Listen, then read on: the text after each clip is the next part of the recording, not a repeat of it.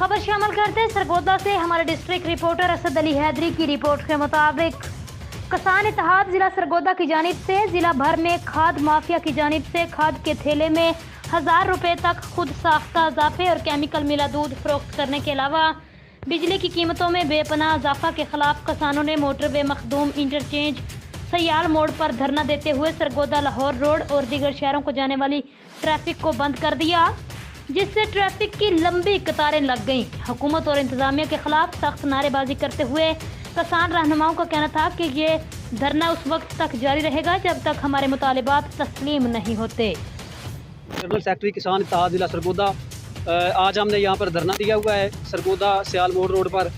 हमारे जो मुख्तलिफ अजला से किसान इत्तेहाद के दोस्त हैं उन्होंने आज हमें यहाँ पर ज्वाइन किया है।